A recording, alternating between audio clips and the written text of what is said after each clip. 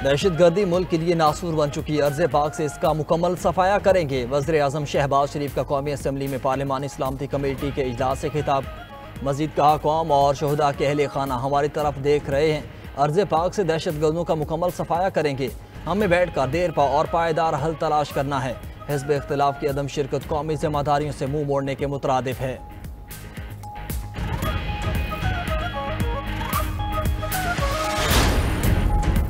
पार्लिमानी सलामती कमेटी का इजलास DGISI और DG मिलिट्री ऑपरेशंस की मुल्क में हालिया दहशतगर्दी के वाक़यात पर तफसीली briefing.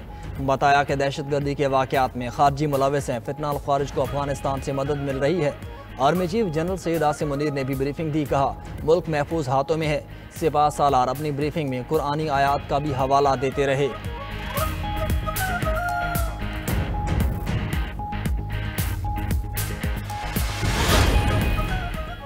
Chairman People's Party Bilawal Bhutto का कहना है कि अफगानिस्तान दहशतगर्दों की आमाजगाह बन चुका। इजलास से खिताब में कहा कि जो आग पाकिस्तान में लगी है, हमारे इर्द गिर्द रहने वाले मत समझें कि उन तक नहीं पहुँचेगी।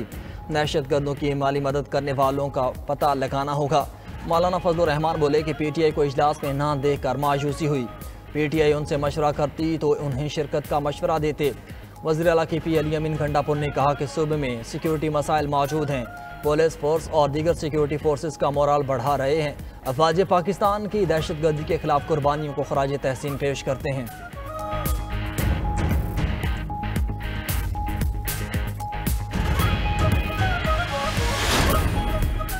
पाकिस्तान मुकद्दम है मगर पार्टी के फैसले को रद्द नहीं कर सकता। कौमी सलामती कमेटी से बाइकआउट का फैसला पार्टी का है। चेयरमैन PTI बैरिस्टर गौहर का कहना है कि दहशतगर्दी मुल्क की मसला है, इस पर सियासत नहीं होनी चाहिए। सबका बयानिया एक जैसा होना चाहिए। बैरिस्टर गौहर सेनेटर अली जफर, सलमान अकम राजा और दीगर बानी PTI से मुलाकात के लिए अडयाला जेल के अंदर चले गए।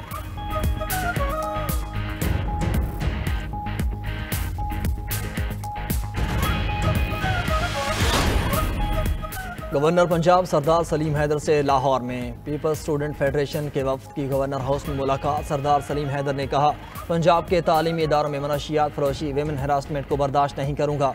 पीपल्स पार्टी तलबा यूनियन की बहाली पर यकीन रखती है मगर तालीमी इदारों में मनफी प्रोपोगंडे पर यकीन नहीं रखती।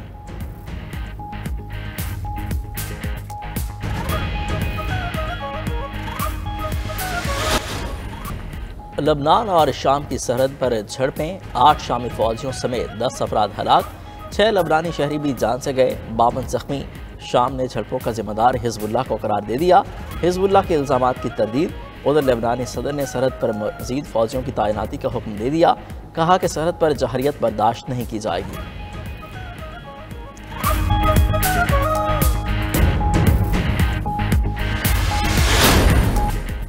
अमरीकी विफाकी जज का एलियन एक्ट का नफाज रोकने का हुक्म। महकमा इंसाफ ने जुबानी हुक्म को नाकाबिल अमल करार दे दिया।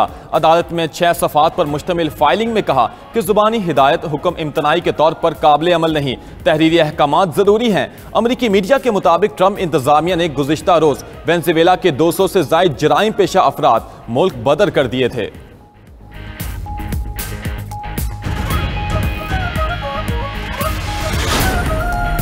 रवांडा ने बेल्जियम के साथ सफारती ताल्लुकात मुनक़ता कर दिए।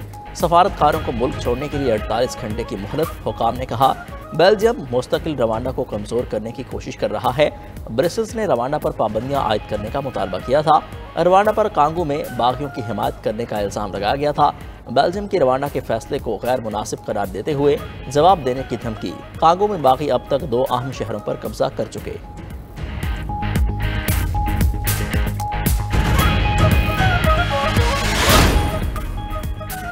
PTI और तहरीक तहफ़्फ़ुज़ आइन में शामिल जमातों का पार्लिमानी कौमी सलामती कमेटी इजलास का बाइकआउट।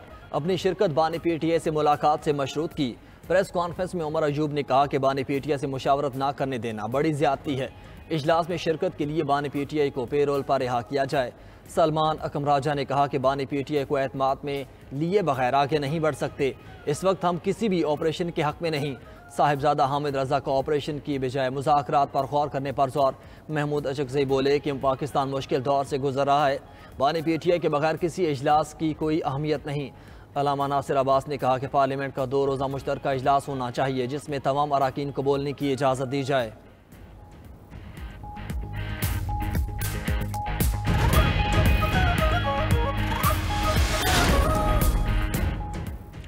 पार्लिमानी सलामती कमेटी में अदम शिरकत, नून लीग ने पीटीआई को आड़े हाथों ले लिया। वजीर दिफा ख्वाजा आसिफ ने कहा, पीटीआई ने साबित कर दिया खान नहीं तो पाकिस्तान नहीं उनका नस्बुल ऐन है। मुल्क दहशतगर्दी की आग में जल रहा है और पीटीआई अपने मुफादात की सियासत कर रही है। इससे बढ़कर वतन दुश्मनी क्या हो सकती है। वजीर इत्तलात पंजाब असमा बुखारी बोली, तहरीके बाइकॉट का मकसद ही मुल्की मुफाद का बाइकॉट है। आज तमाम मुहिब्बे वतन सियासी जमातें सर जोड़कर दहशतगर्दी के खात्मे का हल तलाश कर रही हैं, मगर उनका एजेंडा मुल्क में अदम इस्तेहकाम लाना है। दहशतगर्दों का मकसद पाकिस्तान को कमज़ोर करना है। सीनियर वजीर सिंध शर्जील मेमन कहते हैं कि दहशतगर्दी की लहर मुल्क दुश्मन की ईमा पर शुरू की गई। शर्जील मेमन की पीटीआई की कौमी सलामती कमेटी में इजलास में अदम शिरकत पर कड़ी तनकीद। कहा, अफसोस की बात है कि एक जमात इजलास में शरीक नहीं हुई। पीटीआई को जिम्मेदारी का मुजाहरा करना चाहिए था।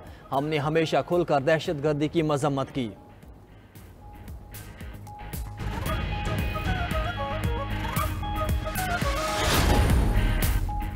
मुल्क के 2 सूबों में बदअमनी बढ़ती जा रही है। अमीर जमात इस्लामी हाफिज नईम कहते हैं, कुछ दिनों में खैबर पख्तूनख्वा में 57 हमले हुए। हम अफगानिस्तान से जंग नहीं चाहते। अफगान हुकाम यकीनी बनाएं कि अफगान सरजमीन पाकिस्तान के खिलाफ इस्तेमाल ना हो।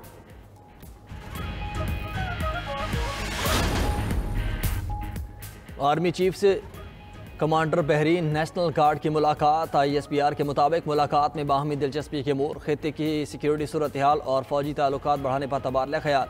आर्मी चीफ ने मुश्तरका सिक्योरिटी चैलेंजेस से निपटने के लिए बाहमी तावन की अहमियत पर जोर दिया। मुअज़्ज़ज़ मेहमान ने दहशतगर्दी के खिलाफ जंग में पाक अफवाज की कोशिशों को सराहा।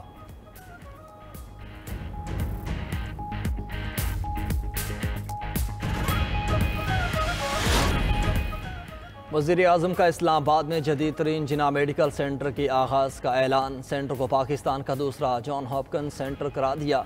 गिलगित बल्तिस्तान में इंसदाद हेपेटाइटिस C के पायलट प्रोजेक्ट की कामयाब तकमील पर तकरीब से खिताब में वज़ीर आज़म ने कहा, पंजाब में गुज़िश्ता हुकूमत ने हेपेटाइटिस C प्रोग्राम की राह में रुकावटें हायल की।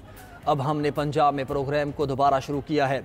वज़ीर आज़म कल सरकारी दौरे पर सऊदी अरब जाएंगे। दौरे का मकसद दोनों ममालिक के दरमियान 2 तरफ़ा ताल्लुकात को मुस्तहकम करना और सरमायाकारी का फ़रोग़ है। वज़ीर आज़म की सऊदी वली अहद मोहम्मद बिन सलमान से मुलाकात होगी।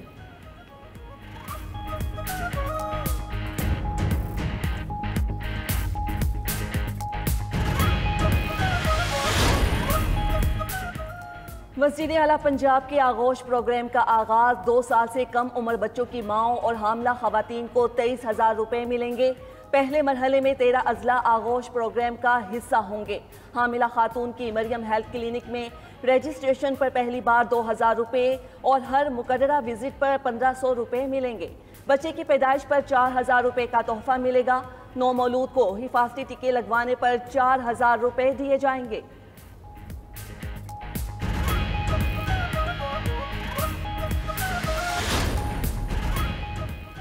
मुल्क में कवानीन तो मौजूद हैं मगर उन पर अमल नहीं होता। बच्चों के अगवा के खिलाफ अज़खुद नोटिस केस में जस्टिस जमाल मंदोखेल के रिमार्क्स। दरख्वास्त गुजार के वकील ने कहा, बच्चों के तहफ़्फ़ुज़ के लिए इदारे कायम हैं लेकिन काम नहीं हो रहा। जस्टिस अमीनुद्दीन खान ने कहा, जिसका काम है उसी ने करना है, हर काम हम खुद नहीं कर सकते। अदालत ने कौमी कमीशन बराए तहफ़्फ़ुज़े अतफ़ाल के नुमाइंदे को आइंदा समात पर तलब कर लिया। दुपट्टे के साथ लेस लेने आई हैं, पिको करवाने आई हैं। जिस तरह हमारी ईद भी खूबसूरत होनी चाहिए, इस तरह हमारा सूट भी बहुत ज़्यादा खूबसूरत होना चाहिए। ज्वेलरी सिंपल होगी, लॉन्ग शर्ट मैंने ली है और अभी तो मैंने 2 सूट लिए हैं, अभी बाकी लेंगे। ईद उल फित्र के करीब आते ही तैयारियां तेज। किसी को कपड़ों की तलाश तो कोई जूते लेने बाजार पहुंचा। फैसलाबाद के बाजार में खवातीन का रश बढ़ गया। दुपट्टे रंगवाने के साथ मैचिंग ज्वेलरी ढूंढने में मसरूफ। मुल्तान में जूतों की कीमत में 30 से 40% इजाफा। बच्चों का 1,000 वाला जूता 1,500 रुपये और 2,000 वाला जूता 2,700 रुपये में बिकने लगा। उधर काम ज्यादा होने पर दर्जियों ने मजीद सिलाई के ऑर्डर्स लेने बंद कर दिए। जहां गुंजाइश बनी वहां टेलर मास्टर सिलाई का मनचाहा रेट लेने लगे।